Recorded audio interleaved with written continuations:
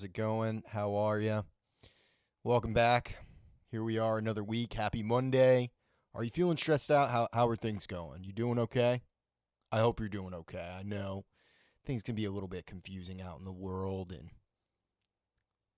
finding your place can be kind of confusing, but maybe you're coming here to forget about all that for a little while. So today, very special episode. We got Gordon Raphael. He, of course, produced the first two Strokes albums. He produced Regina Spector. He's worked with all sorts of great musical artists over the years, kind of a long, successful career. And it was really cool to chat with him. I'm really grateful to kind of hear firsthand knowledge of kind of his experiences as being a musician and then becoming a producer and kind of what that was like. He just released a new album that we talked about right at the top. It's in German. I couldn't pronounce it, so he says what it is, but go look it up. It's on Spotify and streaming everywhere. And there's a song that I really like on it called Dusty Boots that's going to be played at the end of the interview. So if you stay tuned for that, you'll be able to check that out. Before the episode gets started, though, I wanted to tell you that the Weird Sisters are coming on the show next week. Of course, the Weird Sisters have been on the show multiple times over the years. Super excited to have them back on. They just released their new album, Who Are the Weird Sisters? Saw them a few weeks ago play at the Vinyl Lounge, I think it was. Sold out show. There was a lot of people there. It was really cool to kind of see them have that big of an audience. I mean, they've always been good, and it's just really rewarding to see them start to succeed. I'm pretty sure they told me they weren't going to play Texas Toast, but they played Texas Toast anyways. Those who know. So, yeah. But their new record is fucking fantastic if you haven't checked it out yet. Gonna play Ultraviolet here by the Weird Sisters, the new intergalactic super hit by them. And then after that is the episode with Gordon. So here it is.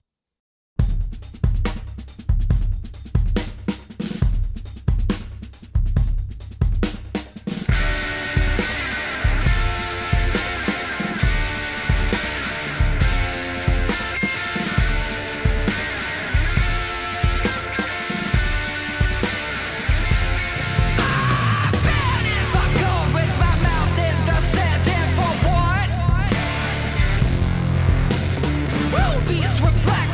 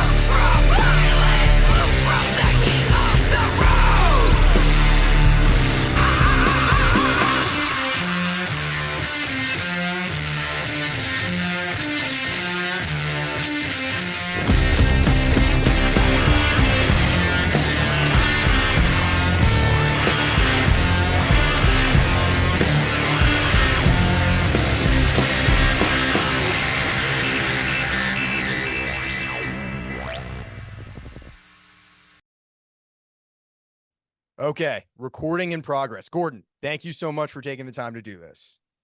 My pleasure. Thanks for having me. Of course. So, talk to me about your new album. What is it called? Where can people find it? Okay. All that good stuff.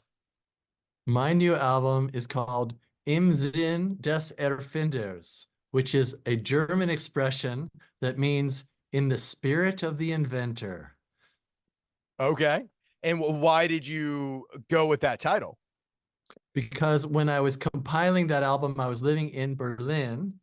And I thought it was a very cool expression because they're kind of like these original versions of songs that I later developed, but they were the first incarnations of these songs. So it's kind of like little inventions, um, mostly recorded in New York City in my first studio there. Okay. And so, what was the you were going back to this much later then, or what was the Yeah. creative process like? The big picture of the creative process is that basically I started recording my own music in the 70s, and I have 18 solo albums. And in those days, you had to have a record label put you out. Now you have the streaming services. So, I'm able to release my entire life of work, of which I'm about halfway through. And so this album is chronologically the next one in the series of things I've already put up. So you kind of have this long and storied career. You've gone through every change that there is in the music business. Is there anything that you found particularly challenging or interesting? Um, I think the most challenging thing was figuring out how to live as a creative person in the Western world or in the world. In the society I grew up in Seattle, and people were going to be engineers and teach at university and work at Boeing, and oh no, I'm going to play rock and roll. I'm going to join a band and like travel the U.S. And have fun. Like, what kind of lifestyle is that? So it was hard to kind of keep an entire life going based around music. And the most interesting thing was that once I was a teenager and I studied classical piano and played in enough rock bands, I realized that just writing music and coming up with poetry and performing was just so interesting. It's like fascinating to see what the new sound would be that would come out of my synthesizers or what new chord changes I would come up with. So the music itself was always the most interesting thing ever. What was Seattle like when you were growing up? Because this is pre-grunge, correct? Right, right. It was like, well, I think it's a really cool place. Especially there's a lot of young kids into music.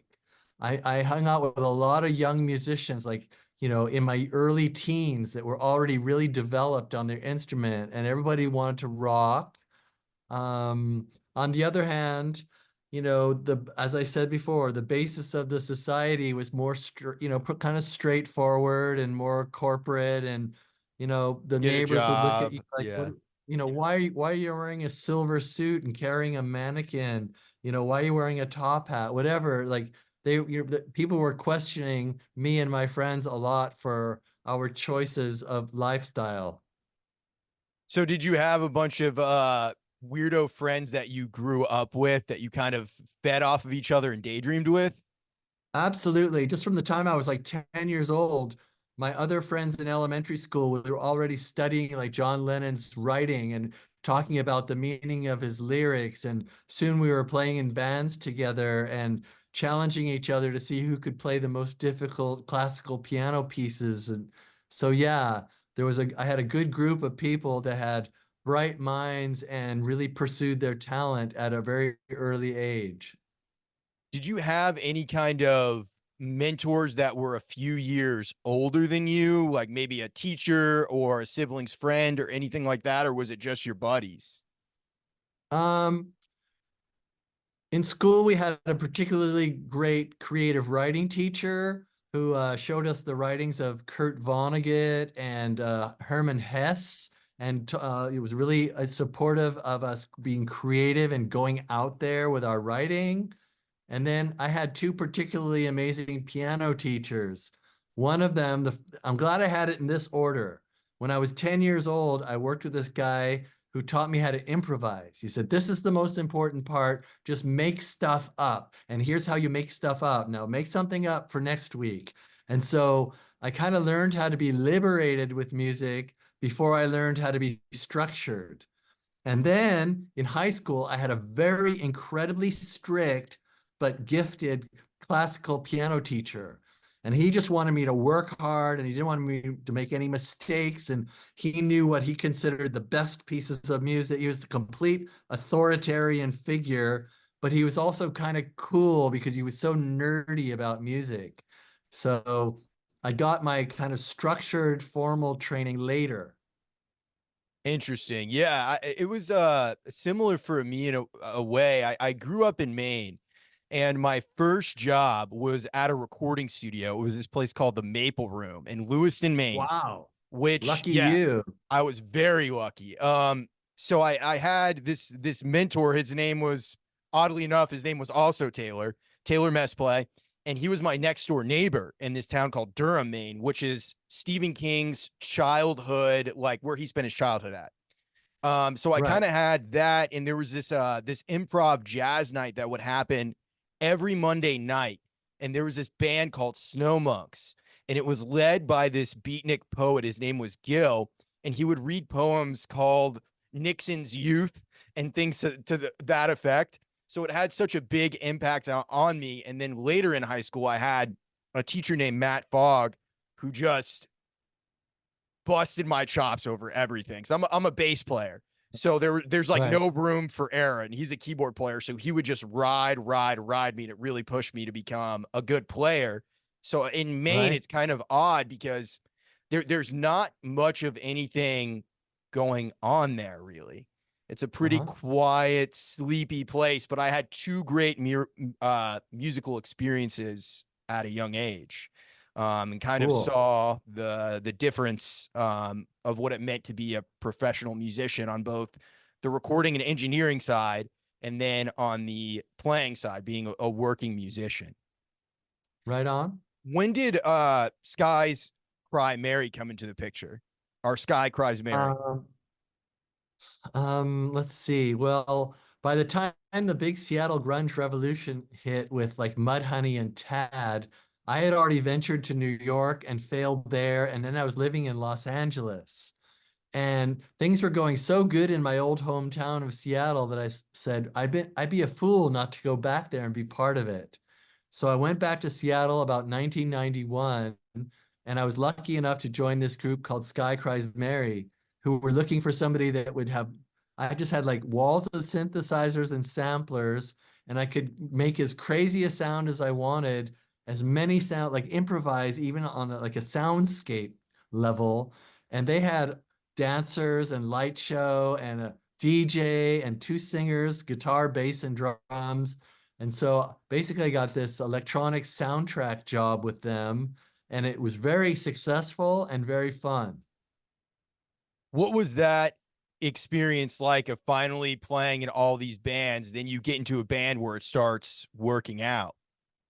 Yeah, like let's say it was my 30th band I was in, and all of a sudden now I have my first record deal, my first publishing, going on my first tour. We even rehearsed at Prince's studio in in Minnesota for the tour. And it was really just everything worked out at that moment. And it was like a huge, aha, I knew I could do it. Told you I wasn't going to fail, this kind of thing. Really vindicating. Yeah, really vindicated. Just like, we'd walk into a restaurant in Seattle and they'd put on our music, or, they'd act extra friendly to us. Oh, come here, have a table. It was like being recognized in your hometown for your music stuff. It couldn't have been better. That's great. Yeah, it's I, the thing about doing music and just hunkering down and deciding that you're gonna do it, you just never know what's gonna work and what's gonna fit. You're holding on to a life raft, hoping something eventually catches. Absolutely. Well put. So talk to me a little bit about your book that you had released a couple of years ago and the creative Mhm. process that went into kind of documenting your life. Right. Well, that is simple because all of a sudden, March 2020, they told us we couldn't leave our house. And I'm a guy that spent my whole life in studios, gigs, coffee shops, touring around cities, walking around the street, and suddenly I have to sit down in my house. What the hell? And just before I was about to go insane from thinking about what I couldn't do, this little voice said, "What about that book that you always wanted to write? You said you'd write it and you knew you'd never do it because you don't like to sit down." So I said, "Okay, that's what I'll do." And basically, everywhere I go in the world, I'm recording bands, they all ask the same questions. If I'm in Brazil, if I'm in Arizona, it doesn't matter where I'm recording, the musicians eventually pull me aside during a lunch and say, like, "Hey, what was it like working with those guys, the Strokes?" Yeah. Or "How did you get that drum sound on Hard to Explain?" So I just have this litany of stories that I've said so many times that I thought if I put it in the book, then everybody can know it. And, it's kind of crystallizing these stories in for once and for all. So how did you first meet the Strokes? Um, I was living in New York City at the turn of the century, 1998, 2000. And I had suddenly mysteriously transitioned from being a musician in bands to a guy with a recording studio who recorded bands. Like this job just happened out of nowhere. I've always recorded, but always recorded my own stuff. But suddenly, bands in New York were coming to me, and I was now a professional producer. And I needed to keep my kind of livelihood going to pay my studio rent, my apartment rent, live in New York City, which was 10 times as expensive as my Seattle lifestyle. And so I would just go to clubs and see bands. And then if they were cool, I'd hand them a business card and try to get them to come to my studio to make a demo. And so the night I met the Strokes, I was going to this club, Luna Lounge on Ludlow Street, checking out a promoter that I wanted to see how her parties went, and they were playing, and I thought they were pretty cool. So I gave them my business card, and Albert came a couple days later to my studio to see what it was like, and he liked what he saw, and he went running home to Julian and said, "We got to record there," and that's how it started. And that original recording session, that was the Modern Age EP, right? Right. It was supposed to be just some demos for the club scene in New York. In my opinion, they just wanted to make three quick songs in 3 days. And no one could have been more surprised than me when Rough Trade decided to put it out as a record. We didn't remix it. We didn't do anything. They just gave him that demo tape and it went out into the public as a EP. So what was your reaction to that happening? Like, what were your thoughts once that it kind Well, of just went out into the ether and it was for everybody else then? yeah, I mean, as soon as Albert said the Rough Trade wants to put it out, like I already knew. I lived in the 80s. I knew what Rough Trade did. Rough Trade was a big deal. And so they were the ones that were gonna it's like already just Rough Trade is putting out this thing I recorded. None of my other stuff I recorded, my own stuff or other people's stuff had ever been put out. It just kind of went on the shelf or when in the people's, possession. This would be the first thing that ever went out that I worked on. And so I was pretty giddy and excited about it. And of course, I didn't expect that the next step was going to be that people liked it. That was a whole nother level of like wow factor. What was going on in New York at that time as far as bands go and as far as music goes? What was the industry like in New York then? It was like in my neighborhood, the East Village, when you went out on a weekend or a weeknight, what you would see was acid jazz, like this really kind of hip hoppy, soft music playing in the lounges and the smaller clubs. And then there'd be like drum and bass and jungle music. Those were like taking over New York City.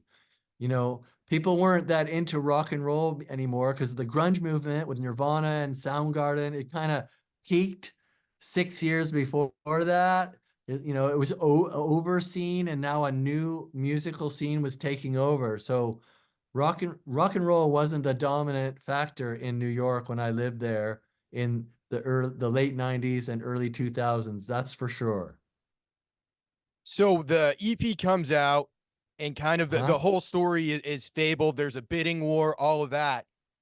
Is it for sure that you're going to be the producer on the album, or how does any of that work? Do they come to you and say, hey, now that this is blowing up, we want to recapture that sound, or were they going to go with like a studied pro for that, so to speak? Well, without giving away one of the best stories in my book, in my mind, of course they were going to come back to me. I mean, we made this sound. That's what people liked. Yeah, I'm waiting for them to come and tell me the good news. But after a certain event happened, basically they started the record with a very storied, legendary British producer at the bequest of Rough Trade. And at that moment, I thought, well, I'm just another footnote in history. I'm just like a little byproduct. And that happened to me in the grunge movement, actually. I recorded a band, I did a demo, and they got signed on a major label, and they didn't use me. Like, I just got left behind. And I got credit on their demo, what no one heard. So this was kind of like history repeating itself. So what was your thought on that? Were you just heartbroken, or were you like, this is just the way it is? I was heartbroken. I don't accept things the way it is. It just felt like a punch in the face. Felt like, you're kidding me. Oh fuck. And I just set about to get busy doing other things, recording other bands, and just kind of trying not to think about it.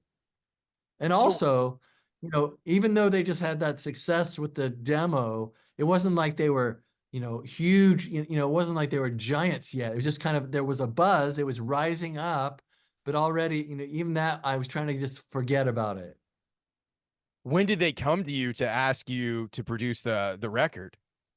Pretty quickly after trying it with the legendary producer, you know, I got a surprising phone call from Julian, like asking if I still had my studio. And this was only like 3 months after we'd recorded the demo. I said, of course I got that studio. And he said, well, we want to record with you, and he told me, but we don't even think you can get that sound. We think it was kind of an accident. And we just want you to know that we don't know if you can get that sound we liked again. So what was your response to that? I knew damn well that I could get that sound. And my response was like, you're kidding me. You're coming back. I get a shot at this. Oh my God. I jumping up and down with excitement. It was one of the best moments of my life for sure. Well, sonically, is this it? It sounds so different from everything kind of in that era. Cause you think of the big bands at that time, or just all the pop artists at that time, like that was really when Eminem was huge. That was Yeah, when Creed was huge. And it is 180, 100% different from that. How right. deliberate was it that you guys were trying to be different from everything else? I, as a producer who comes from being a musician, my first question in the studio to a group that's sitting in front of me is, okay, what would you like to do here? What's your idea? It's not like, okay, you came into my system, you plug it into the Gordon Raphael method and I do my thing. It's like, what do you want to do? I want to find out. And the first thing they said, I think Fab said it was like, hey, man, you know what everybody's doing? We want to do whatever they're doing is not what we want to do. We want to do the other thing. And that was a pretty easy one for me because Pro Tools was rather new. And therefore, everybody wanted to take advantage of the new thing that you could do 64 tracks of audio on every song. So everybody in 1998 and 2000 were using Bob Clear Mountain sample packs for the kick drum, and they were using 808 samples under that, under the real kick drum four different tambourines, walls of backup vocals, big, big, big. So I thought, ha ha ha, how funny would it be to just go out and play your songs with 8 microphones, and then that'll be the sound. So we had like literally 8 audio tracks, and then we added one for singing. And that was, compared to 64 tracks of everybody else, it was a revolutionary different thing. So was that done on Pro Tools or was it done on tape?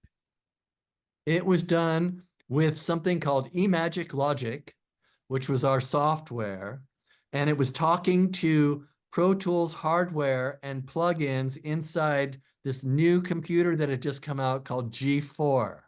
Okay, so we had this hybrid, and the reason we were using eMagic Logic and not Pro Tools is because as an electronic musician myself playing synthesizers, eMagic could do MIDI and audio at the same time, like a decade before any of the other softwares were figuring out how to do it.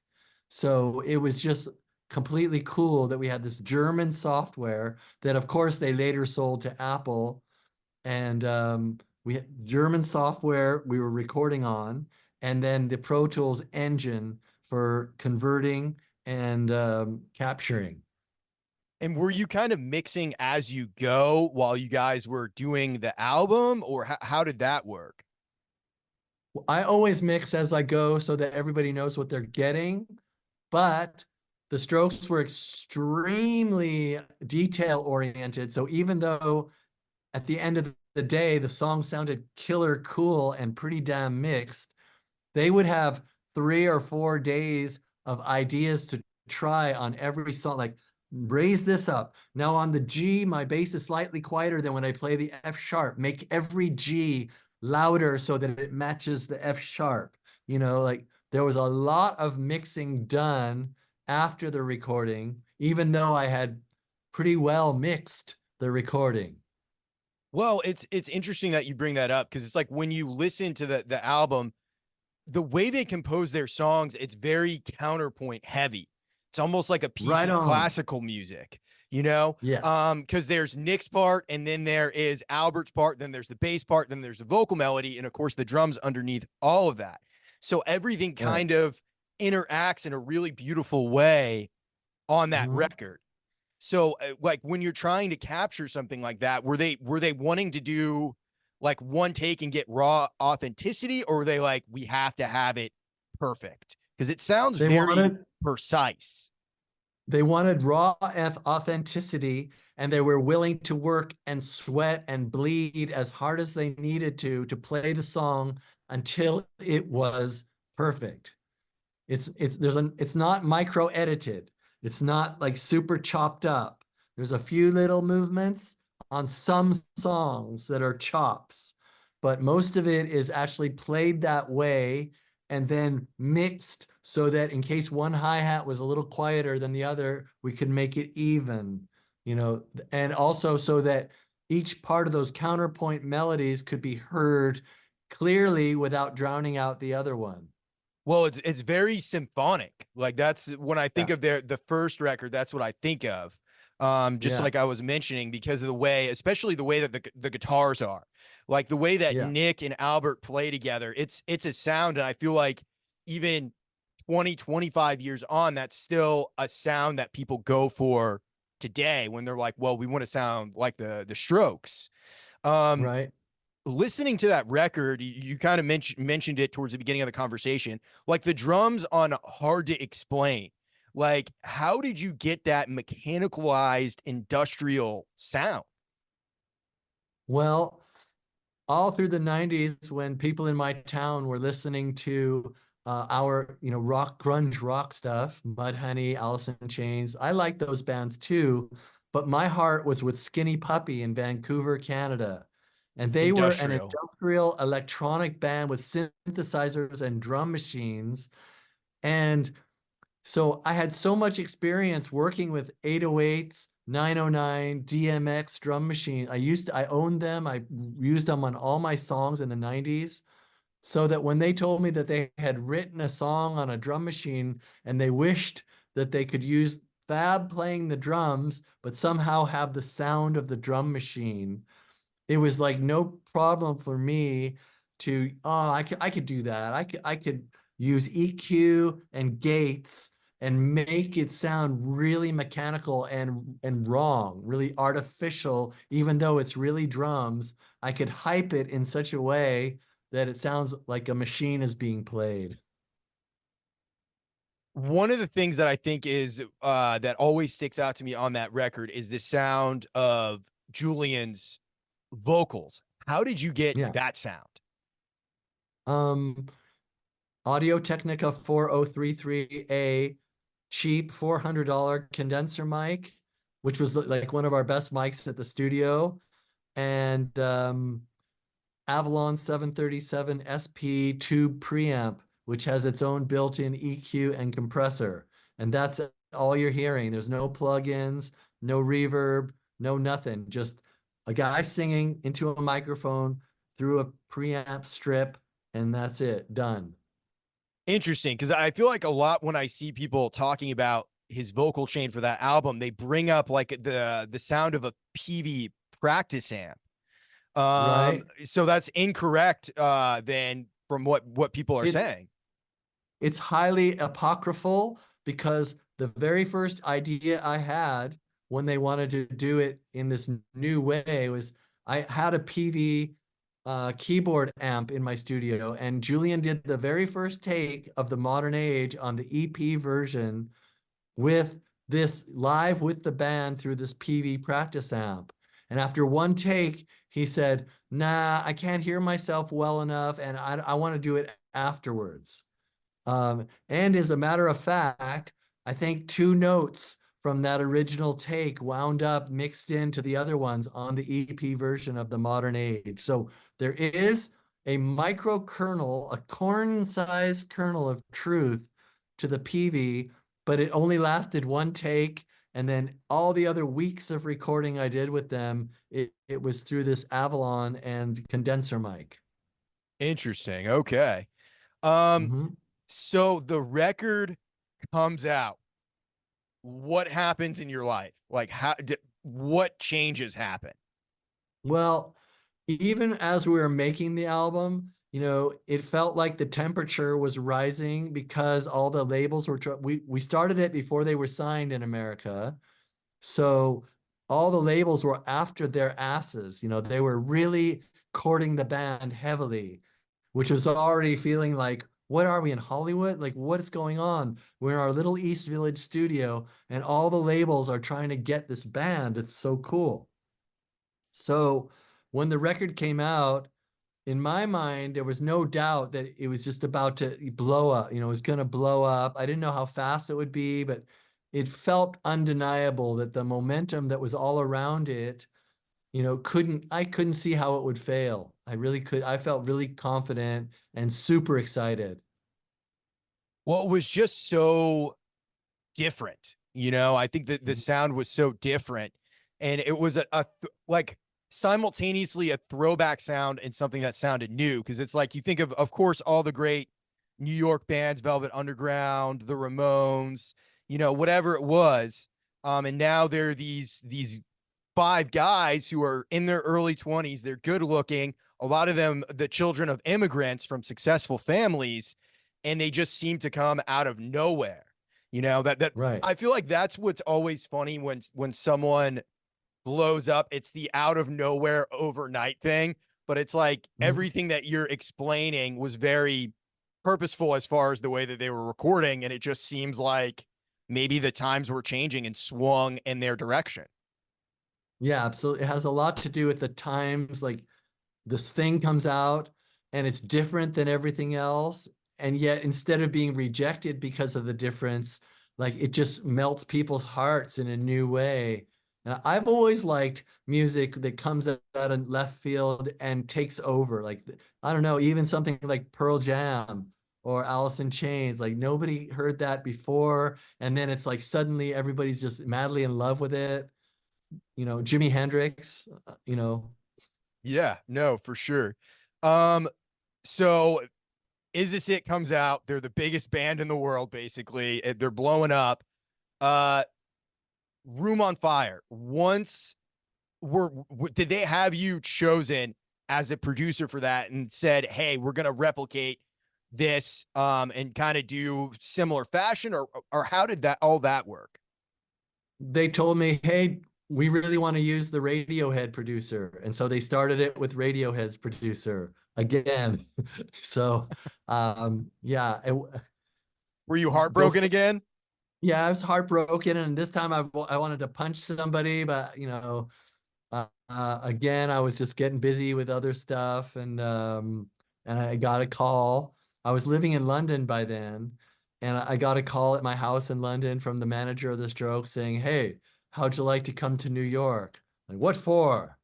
Oh, to record the Strokes' second album. Oh, okay, I'll be there. So when you come in to do the second album, you no longer have your studio because you're not based in New York Right, anymore. right. Did they have a studio picked out, or how did any of that work? Like, where did you come I in on the uh, process? when Ryan Gentles, their manager, asked me to come to New York, he said, "Well, you don't have your studio here anymore. Where do you want to record?" And I said, "Go have the guys check out TMF Studio." I had just recorded Regina Spector's album there, and in my Soviet mind, kitsch. it was a damn good place to work. It had everything and was really cool and nice people there. And they went to look at it and they said, "Well, we will work there if you decorate it like the old studio." So I sat around sending out some people to kind of make it look like my other studio, and we started working at TMF. That's really cool. Interesting. So they wanted the same vibe. Yeah, they wanted to feel that same way they felt during the first album, but on the new one. Well, what's so great about those first two records is sonically, I they're similar as far as like the Strokes sound, of course, but Room on Fire is a little bit more hi-fi. Um, Even though it's still a lo-fi sound, it sounds like there was I don't know if you were using different microphones on everything or if they were experimenting with sounds. Can you talk a little bit about that and the change in approach for that second album? Well, there's a couple things. They had been touring for 2 years, so they played hundreds of shows. And at that young age, when you play hundreds of shows, one of two things can happen. You disintegrate as a human being, or you get really good on your instrument because you're practicing like hell in front of an audience for 2 hours a night, or in their case, 42 minutes a night. But yeah, you get the idea. There was some monstrous improvement in the musicianship, even though they were great going into Is This It? This band that showed up in the studio for Room on Fire was another level of powerful and tight. So that's one thing. The next thing was we had 7 weeks where we made Is This It? And now we had 3 months of time to spend on Room on Fire. So all their attention to detail and all their perfectionistic playing, they just had more time to work on getting the vision right. We didn't use any more microphones. We still used 421 Sennheisers on the guitar amps, same instruments. There wasn't really that much more equipment used. Similar equipment was used, um, but they just had this incredible new ability from practicing new songs and more time to work on their ideas. How did you meet Regina Spector? Um, I had worked in New York with this guy named Alan Bazzosi, and he's a drummer that was signed on a major label band, and then he became like interested in producing and developing bands. So when I first started engineering at my first studio, he was a family friend through Seattle, and he brought bands in. One of the bands became Longwave, actually, a really great New York band called Longwave. He brought in Steve Schiltz when he was 16 years old, this brilliant guitarist. And so Alan and I became friends, and I worked for him. And when I was in London, he called me up and said, "I've met this girl, Regina Spektor, and she's a great piano player, and we'd love to have you work on the album." So he called me in to go to New York to work with her. Well, the album that you worked on with her, it's very raw. I feel like it has these moments of like the band exploding on it, but it's mostly just her and the piano. Was that something that she wanted to really go for, or was that something that you said, "Hey, you have this sound, let's follow this," and kind of add the band in at moments to really give it the full effect? Like most of the great artists I work with, they have almost 90% of their own idea. They have millions of their own ideas that they want to try. And as a producer, I feel it's my job more to help them hear what they have in their mind and then possibly make some comments or suggestion afterwards. So Regina said, two things. I'm going to play the piano and sing together on every song. I'm never going to play the piano first and then sing. That's one thing. Second thing is, I'm never going to edit. So I have to get the piano playing and the singing correct from beginning to end on every single song. And then what was the third thing? I want to use tape recorder. I don't want to do it on computer. So that's how we did it. And then on one song, she said, "Oh, I wish I had a punk rock band to play." And I said, "A punk rock band? I thought you're just a piano playing person who sings." "No, I want a punk rock band." And I said, "Well, I just recorded a band in London that listened to this music." And she loved this band called Kill Canada. And so I brought her to London, and Kill Canada was a British band. They played on her song, Your Honor, and it was amazing. Yeah, it's a really fascinating record. Just because there's out of nowhere, it feels like that song comes on and it just punches you in the face after Yeah, hearing her sing, so beautifully and play these classical inspired pieces. right. And then on two songs, she wanted to, I want a string quartet. Okay, let's get her a string quartet.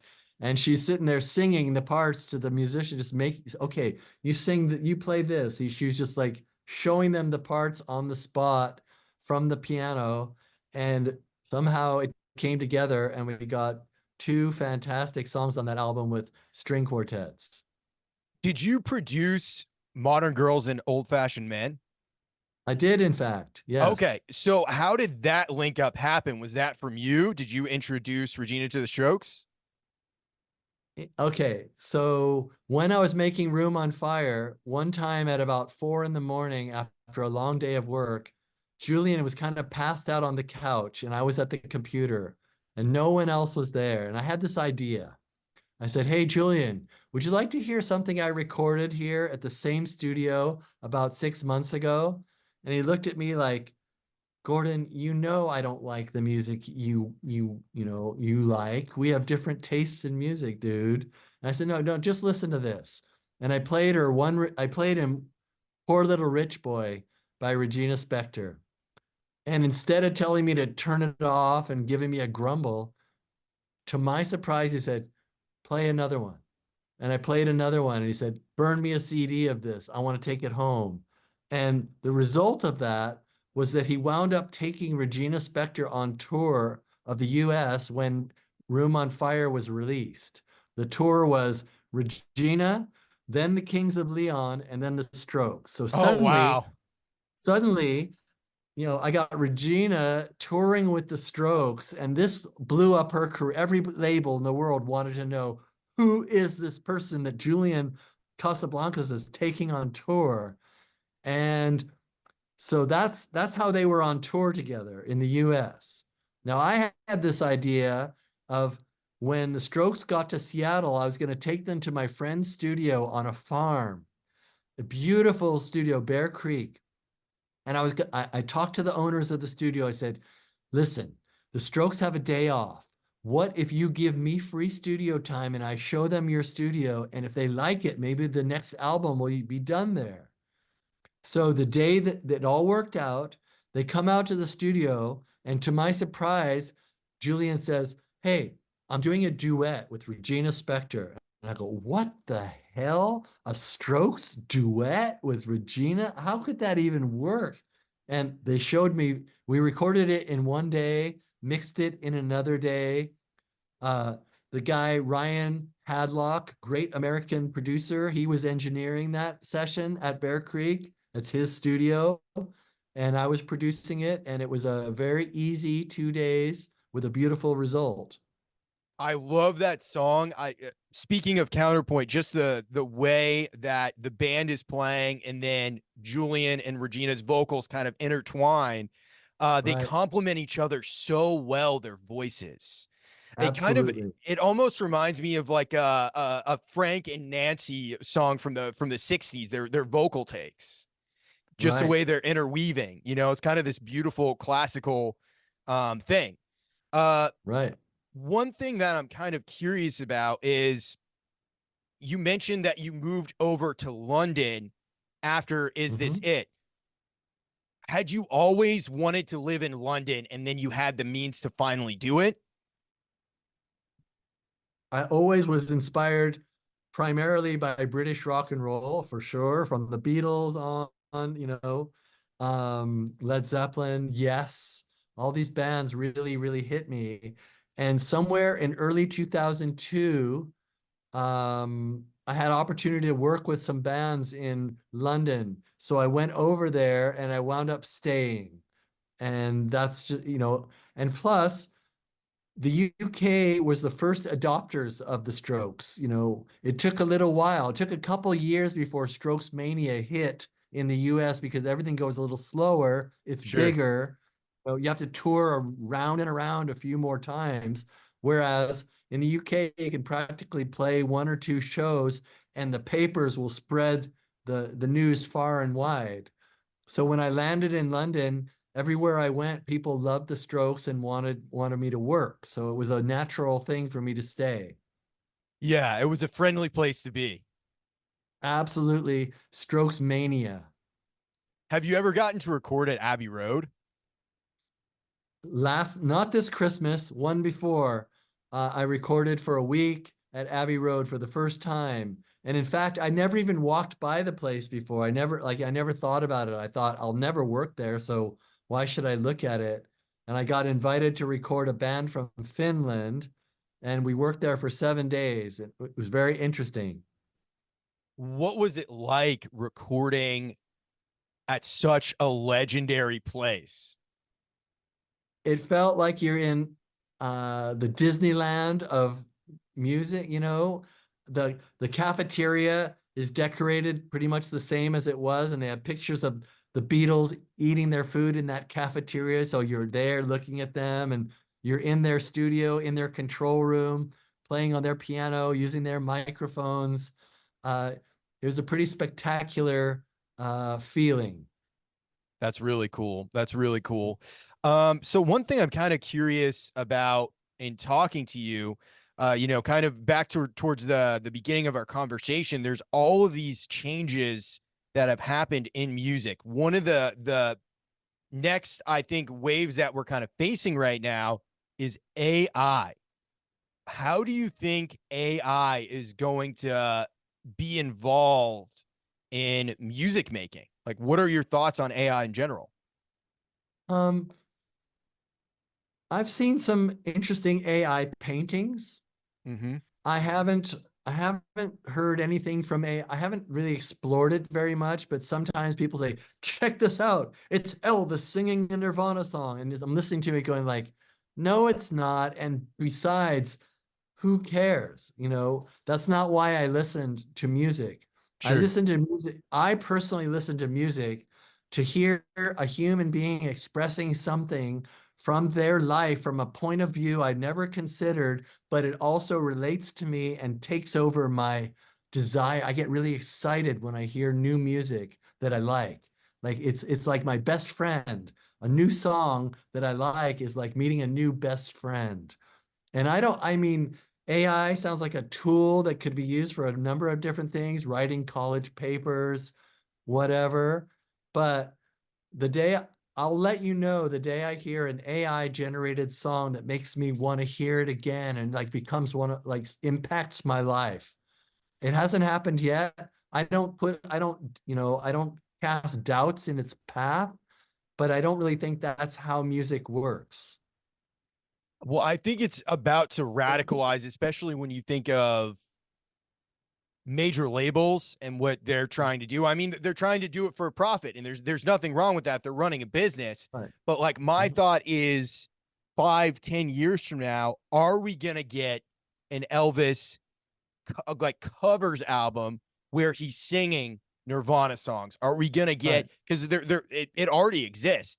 The Right. technology is not quite there yet to where it's indistinguishable, but I Right. think in time it will be. So I'm interested to see kind of at the consumer level if Frank Sinatra, the state of Frank Sinatra will allow for an album of 50 Cent covers to be released. I think we're in Right. this weird kind of uncharted territory when it comes to music and technology now, and it's going to continue to evolve. So like I said, I was just kind of curious to see what your thoughts were on that. So I mean, for me, the art of music and what it's for is a little different than like the normal entertainment value, where it's just like one of a million options you could have to spend some time with. Okay. So I understand that they've generated, AI generated pop star where it looks like a woman, and she's talking and she can sing and all this stuff. It's interesting, but is it gonna take over my heart? I don't think so. On the other hand, I did try one AI tool, which was I have a stereo mix of a song that I really love, except I mixed the vocals too high, and I don't have the master tape of it. And I was told that there was a AI program that could take the lead vocal and separate it from the instrumental so that I could then remix it. But the truth of the matter is that to my ears, which are pretty good for as long as I've listened to loud music at death volumes, I can still hear, when the AI separated the vocal, it cut off the end of words and it sounded a bit like, aliased and MP3. It wasn't like a beautiful job. yeah, Even that, I wanted it to work. I want to be able to mix that vocal a little quieter. And I tried an AI tool and it was interesting how close it got, but it wasn't good enough to release. yeah. Yeah, well, did you hear the Beatles song Now and Then where they used AI for to I think it was that same tool to get the John Lennon vocal off that demo? I cannot, I have to admit, I did not check that out. So for me, when I listened to it, I'm like, okay, this is cool that they were able to release a Beatles song, Yeah. but it felt kind of bastardized in a way. It Right. didn't Right. feel right. There's like there's something that's kind of lacking as far as the humanity of it goes, where it's so cool, yes, that you can do this, but it almost gets like I feel like a lot of conversations with technologies, you start to go down this road of, well, it's cool, yes, but is it right? You start to get into this Right. Black Mirror kind of territory. Yeah, it's a lot like imagine you have these gloves made out of this synthetic material, it looks like real, but you put your hand in it, it's kind of like crunchy, or it's like, huh, it's artificial. It's supposed to be a glove, but it actually feels a little itchy and restricting my hand movement. It's not really human interface. Yeah. Yeah. I think it's going to continue to evolve. Yeah, There's a great Bowie interview from I think maybe sometime in the mid to late 90s where someone asked him about the internet. Have you ever seen that before? I think so. Yeah, and he Yeah, basically just predicts exactly what happens is going to happen. And it's like right. you have these all of these great artists from another era, and I'm not a believer in saying that everything that's good has already been done. I feel like Yeah, there's still so much more out there. There's me definitely too. a golden era for sure, which it's crazy to think about in terms of music because music, I mean, how long has it actually been recorded for? It wasn't like a job in for most of human history. And then you Right. kind of get to the 50s where there's this mainstream where you can, you know, of course there was recorded music before that, but with the advent of someone like Elvis, you know, it's like someone can be a superstar musician that's never before. And I am curious to see what is going to happen because really a lot of things now, it's almost like everything starts where you are an influencer first before you're anything. A lot of people coming up today, before you get to be a musician, before you get to be a producer, a podcaster, you have to have some kind of audience.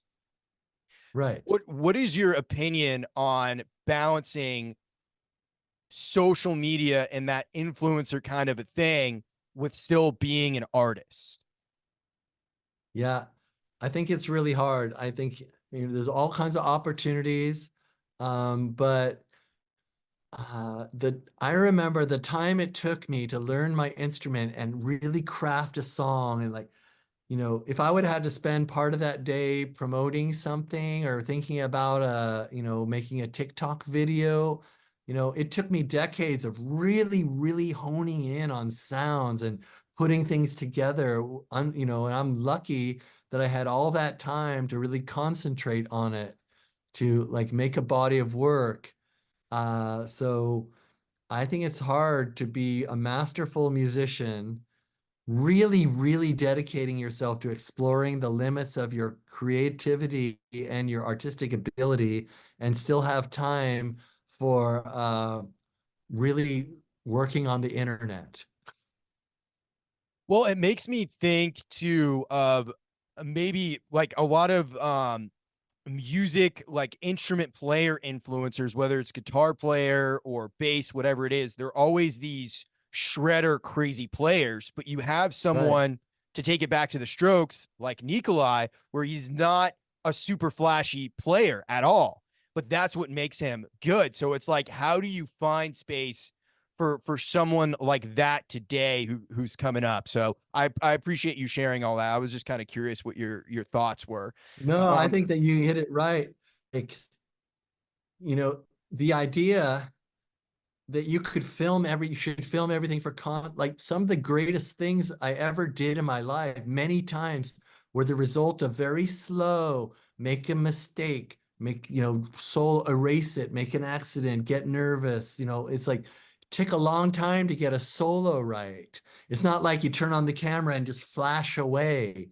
There's a different thing that happens when you go into that dark, quiet place and spend a long time, longer than anybody would want to watch, to see how you came up with those vocals and those lyrics.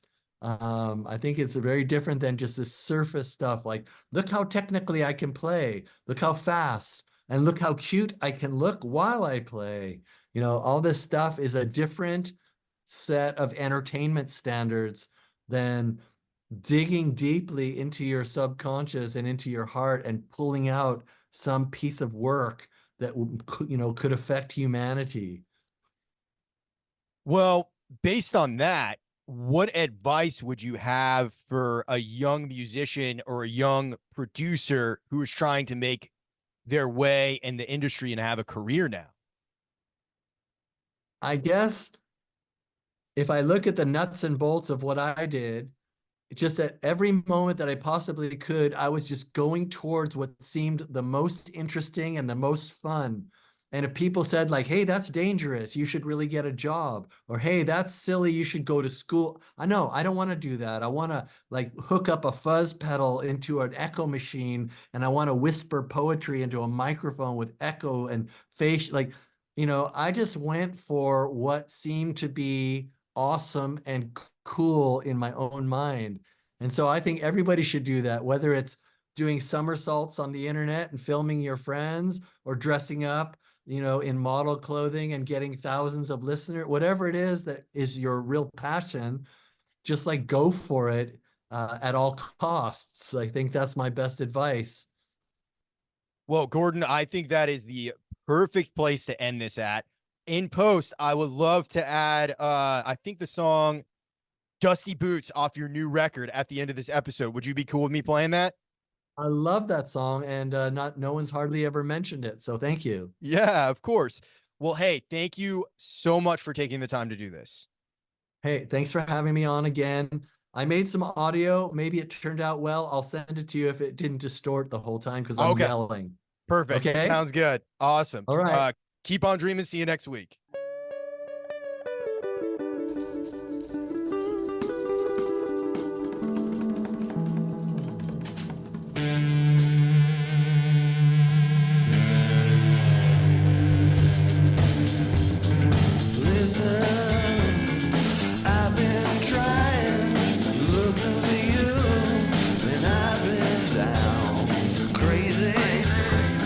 Across the country in this big city and feeling low.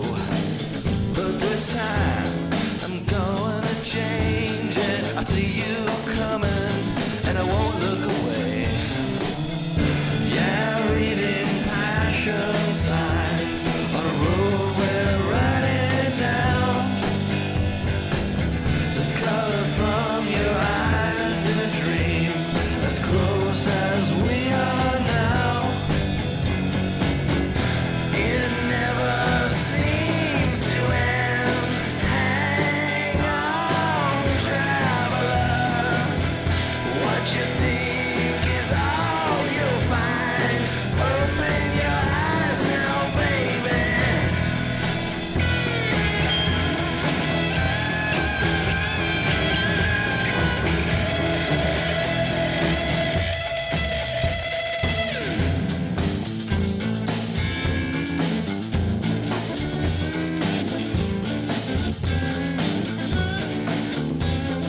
Baby, I've been thinking, and you know that ain't good. I'm coming to find you at the speed of light. Come on home, baby, just like you said you would. Yeah, we're crashing through danger signs on the road we're riding down. Colors from your eyes in a dream